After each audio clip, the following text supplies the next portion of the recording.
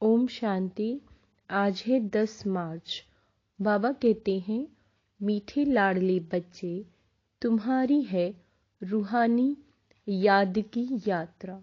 तुम्हें शरीर को कोई तकलीफ नहीं देनी। चलते फिरते, उठते बैठते बुद्धि से बाप को याद करो। प्रश्न: सदा खुशी किन बच्चों को रहती है? स्थायी खुशी न रहने का कारण क्या है? उत्तर: जो पुरानी दुनिया, पुराने शरीर से ममत्व तोड़ बाबा को और वर्षे को याद करते हैं, उन्हें ही स्थायी खुशी रहती है। जिनकी याद की यात्रा में माया के तूफान आते हैं, अवस्था ठंडी हो जाती है, उनकी खुशी स्थायी नहीं रहती। जब तक भविष्य राजाई इन आँखों से नहीं देखते हैं, तब तक खुशी कायम नहीं रह सकती। गीत है, हमें उन राहों पर चलना है। ओम शांति। यह बाप कहते हैं, बच्चों प्रति यह भी समझने की बात है, इतने बच्चे सिवाय प्रजापिता ब्रह्मा के और किसी के होते नहीं है। श्री कृष्ण को कभी प्रजापिता नहीं कहा जाता। नाम गाया हुआ है ना, प्रजापिता ब्रह्मा जो होकर गए हैं, वह इस समय प्रेजेंट हैं। जो प्रजापिता ब्रह्मा की संतान ब्रह्मा कुमार कुमारियां ढेर हैं। बाबा कहते हैं, यह है प्रजापिता ब्रह्मा की औलाद, तो जरूर प्रजापिता ब्रह्मा का भी कोई बाप होगा ना। बच्चे जानते हैं, हमारा दादा परम पिता परमात्मा शिव है। वह अब नई दुनिया रच रहे हैं, अर्थात पुरानी दुनिया को नई बना रहे हैं। इस पुरानी दुनिया में यह तन भी पुराने हैं। नई दुनिया में सतो प्रधान नए तन होते हैं। वह कैसे होते हैं? देखो इन लक्ष्मी नारायण को। यह है नई दुनिया के नए तन। इन्हों की महिमा भारतवासी जानते हैं। यह स्वर्ग, नई दुनिया, नए विश्व के मालिक हैं। नई दुनिया जो थी वह अब पुरानी है। 84 जन्म लेने पड़ते हैं ना, इनका भी पूरा हिसाब है। कौन पूरे 84 जन्म लेते हैं? सब तो नहीं लेते। 84 जन्म सिर्फ वही लेते हैं जिनका आदि से अंत तक पार्ट है, जो पहले इस सृष्टि पर थे। हर एक बात लाडले बच्चों को धारण करनी है। यहाँ कोई मनुष्य को नहीं समझाते। यह तो निराकार परम पिता परमात्मा मनुष्य तन में बैठ समझाते हैं। बलिहारी उनकी है, वह नहीं समझाते तो हम कुछ भी नहीं जानते। हम तो बिल्कुल तुच्छ बुद्धि थे। अभी रचयिता और रचना के आदि मध्य अंत को जाना है। Who is who. इस बेहद ड्रामा में सबसे मुख्य पार्टधारी कौन कौन है? यह अविनाशी बना बनाया ड्रामा है। गाते भी हैं, बनी बनाई बन रही। गायन भक्ति मार्ग में करते हैं, परंतु यह अभी समझाया जाता है कि यह ड्रामा का खेल कैसा बना हुआ है। बाप बैठ समझाते हैं, लाडले बच्चे, यह तो तुम जान गए हो कि तुमको यात्रा पर चलना है। मनुष्य यात्रा पर बहुत कष्ट सहन करके जाते हैं। अभी तो एरोप्लेन, ट्रेन आदि बहुत सहज निकली हैं। आगे तो मनुष्य पैदल यात्रा पर जाते थे। चलते चलते तूफान लगते थे, मनुष्य बेहाल हो जाते थे, फिर कोई वापस लौट आते थे। तो आधा कल्प द्वापर से लेकर जिस्मानी यात्रा चलती है। भक्ति मार्ग में मनुष्य यात्रा पर क्यों जाते हैं? भगवान को ढूंढने। भगवान कहीं बैठा तो नहीं है। भगवान के जड़ चित्र पूजे जाते हैं। जो होकर जाते हैं उनके जड़ चित्र बनाते हैं। चैतन्य में तो भगवान मिल न सके। शिवलिंग आदि यह सब जड़ चित्र है। जड़ चित्रों को देखने के लिए यात्रा करते हैं। यह एक भक्ति मार्ग की रस्म है, जानते हैं, परंतु कोई की भी बायोग्राफी को नहीं जानते कि वह कौन है, कब आए थे। शिवरात्रि मनाई जाती है, परंतु उनको भी जानते नहीं। आजकल तो इस उत्सव को भी उड़ा दिया है, क्योंकि उनका नाम रूप आदि प्राय लोप होना ही है। अभी तुम जानते हो, ऊंचे ते ऊंच ज्ञान का सागर सुख का सागर है। सागर से अभी हमको ज्ञान मिल रहा है। वही बेहद का बाप अभी प्रैक्टिकल में है। अमरनाथ में भी शिव बाबा है ना, दिखाते हैं बर्फ का लिंग बन जाता है। मनुष्यों को ठगने के लिए गपोड़े तो बहुत लगाए हैं, तो उस जिस्मानी यात्रा पर तकलीफ बहुत होती है। बाबा कहते हैं उस जिस्मानी यात्रा पर तकलीफ बहुत होती है। अब तुम बच्चे समझते हो, हम बेहद के बाप के बच्चे हैं। भक्ति मार्ग में जन्म जन्मांतर याद करते आए हैं, अब स्मृति आई है। बाप कहते हैं तुम 63 जन्म ढूंढते ढूंढते उतरते गए। पहले एकदम कड़ी नौदा भक्ति करते हैं, फिर भी दुनिया को तमो प्रधान तो जरूर होना है। झाड़ वृद्धि को पाता है जरूर। एक भी मनुष्य वापस मेरे पास आ नहीं सकते। नाटक में सबको अपना पार्ट बजाना है। सतो रजो तमो में आना है। नंबर 1 का ही बाबा कहते हैं मिसाल लो। नंबर 1 लक्ष्मी नारायण सतो प्रधान थे, अब तमो प्रधान है, जिसमें ही फिर शिव बाबा ने प्रवेश किया, क्योंकि इनको ही फिर नंबर 1 बनना है। फिर प्लस में माँ को रखते हैं। माताओं को लिफ्ट देनी होती है। पहले लक्ष्मी फिर नारायण। माताओं का नाम ऊंचा किया जाता है। माता सदैव पवित्रता पतिव्रता, माता सदैव पतिव्रता होती हैं। पुरुष कभी पत्नी व्रता नहीं होते। वंदे मातरम कहा जाता है। इस समय तुम बाप के बने हो तो तुम हो जाते हो ब्रह्मा कुमार कुमारी। माता गुरु बिगर कभी किसी का उद्धार होता नहीं। बाबा कहते हैं गुरु तो बहुत ढेर के ढेर हैं, फिर भी कलयुग घोर अंधियारा हो गया है। कितने गुरु गोसाई हैं, कहाँ कहाँ हरिद्वार आदि में इन्हों के मंदिर बने हुए हैं। नहीं तो वास्तव में मंदिर उनको कहा जाता है जिसमें देवताएं रहते हैं। सन्यासी लोगों का कभी मंदिर नहीं होता। मंदिरों में तो देवताएं ही रहते हैं, क्योंकि उन्हों की आत्मा और शरीर दोनों पवित्र है। इन महात्माओं की भल आत्मा पवित्र है, परंतु बाबा कहते हैं शरीर पवित्र मिल नहीं सकता। क्यों? क्योंकि तत्व भी तमो प्रधान है। अभी तुम देवता बन रहे हो, बनाने वाला है परम पिता परमात्मा। यह है सतो प्रधान सन्यास, वह है रजो प्रधान सन्यास। यह बाप के सिवाय कोई सिखला ना सके। तो बाबा ने समझाया है कि वह है जिस्मानी यात्रा और यह है रूहानी यात्रा। इसमें कर्मेंद्रियों का कोई काम नहीं, कुछ भी तकलीफ की बात नहीं, बहुत सहज है। वह जिस्मानी यात्रा अनेक प्रकार की है, यह रूहानी यात्रा एक ही है। यह है राजाई के लिए यात्रा। यह है लक्ष्मी नारायण का चित्र सामने खड़ा। दुनिया थोड़े ही जानती है कि इन्होंने ये राज्यों की यात्रा कर यह पद पाया। तुम बच्चे जानते हो इन्होंने ये प्रारब्ध कैसे पाई है। कोई ऊपर से नई आत्मा तो नहीं आई जिन्होंने भगवान ने राजाई दे दी।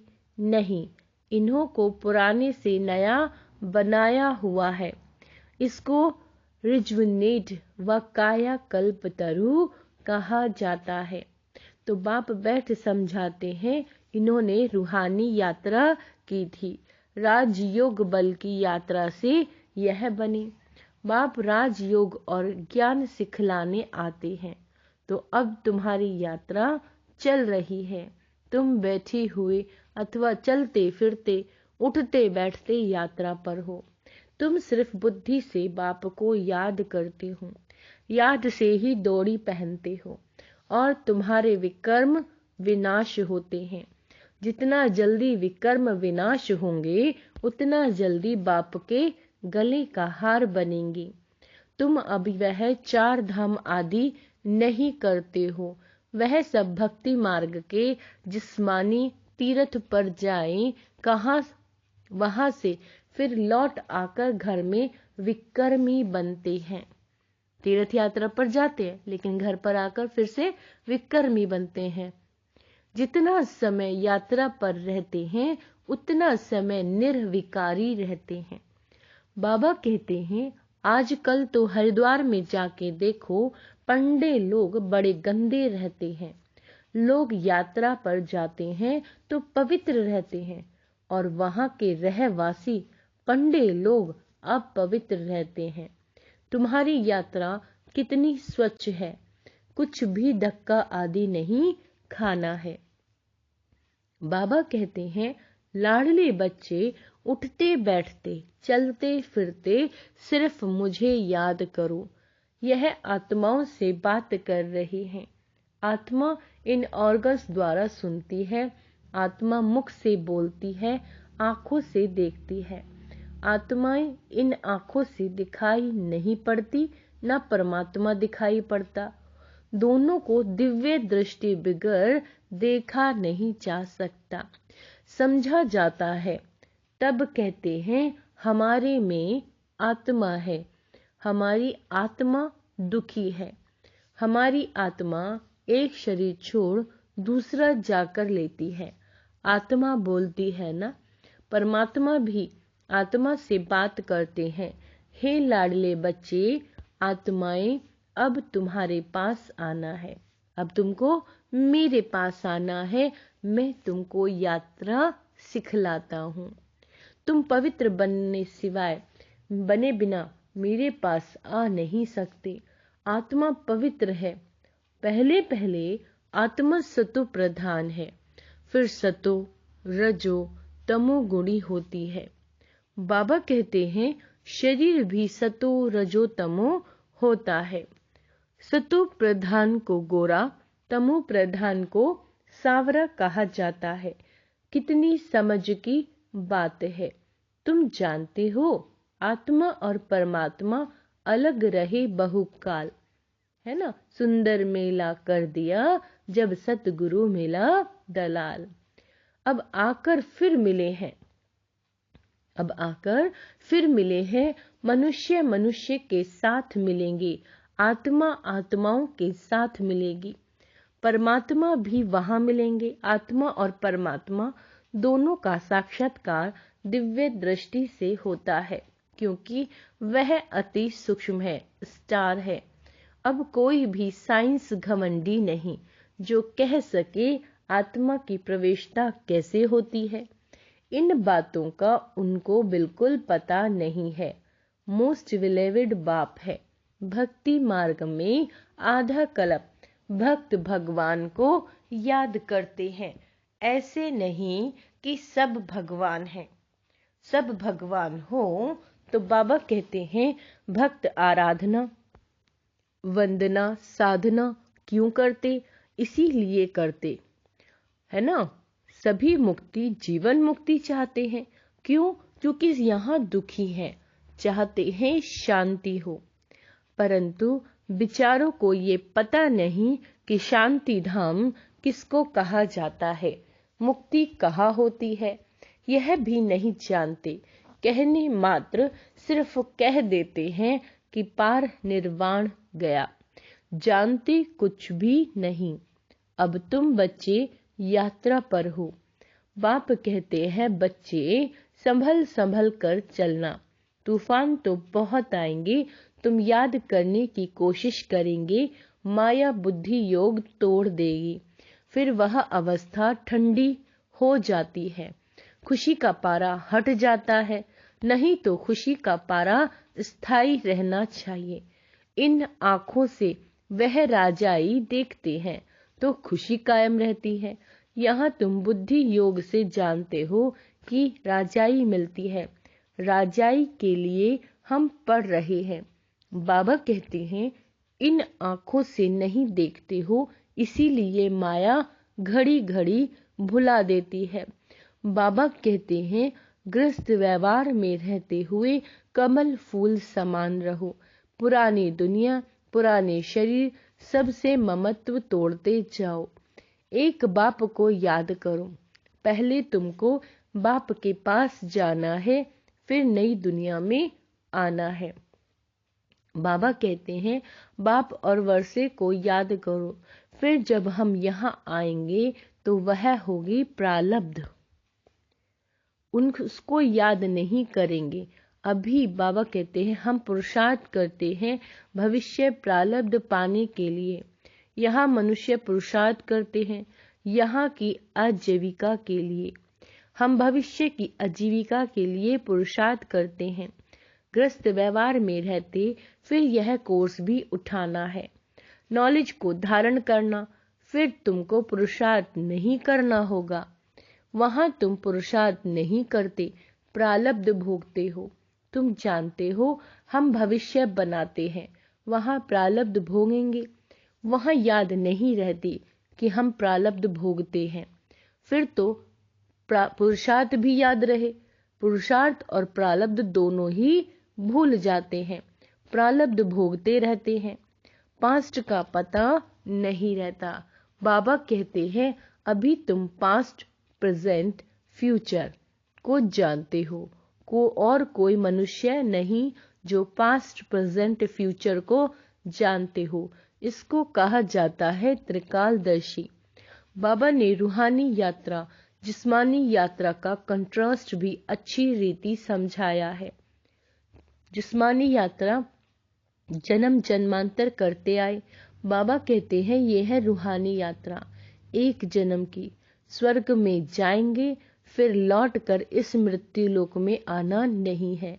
अच्छा, मीठे मीठे सिक्की लदे स्व दर्शन चक्रधारी बच्चों प्रति माता पिता बाप दादा का याद प्यार और गुड मॉर्निंग। रूहानी बाप की रूहानी बच्चों को नमस्ते।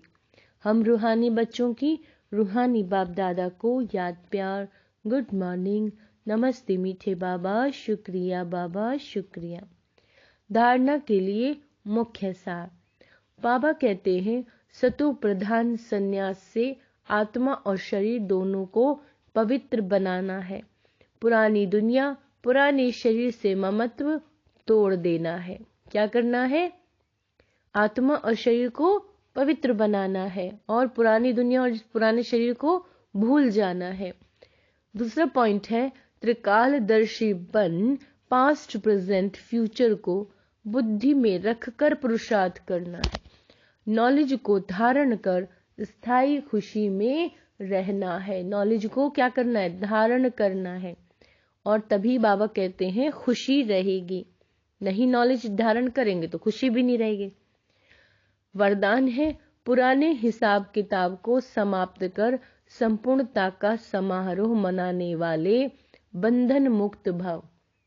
पुराने हिसाब किताब को समाप्त कर संपूर्णता का समारोह मनाने वाले बंधन मुक्त भव।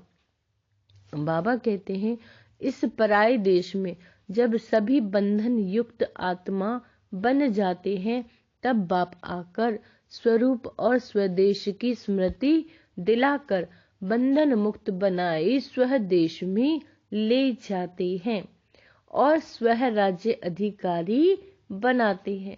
तो अपने स्वदेश में चलने के लिए सब हिसाब किताब के समाप्ति का समारोह मनाओ।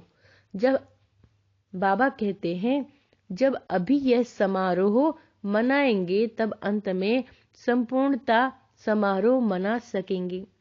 बहुत काल के बंधन मुक्त ही बहुत काल के जीवन मुक्त पद को प्राप्त करते हैं। स्लोगन है, अपने उमंग उत्साह के सहयोग और मीठे बोल से कमजोर को शक्तिशाली बना देना ही शुभ चिंतक बनना है। तो क्या करना है, उमंग उत्साह का सहयोग देना है और मीठे बोल से जो कमजोर आत्मा है उसको भी शक्तिशाली बनाना है। ओम शांति।